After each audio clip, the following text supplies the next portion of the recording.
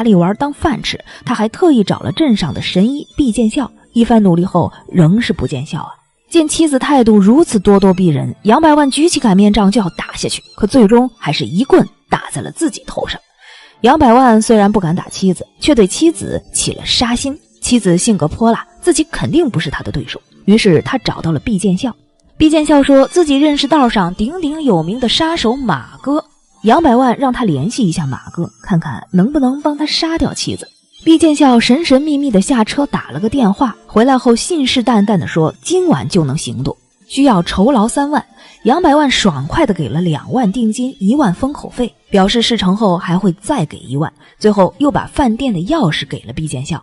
晚上杨百万和妻子喝酒唱歌，并在酒里下药迷晕了他。他把妻子放在床上，挂上停止营业的牌子，开车去朋友家制造不在场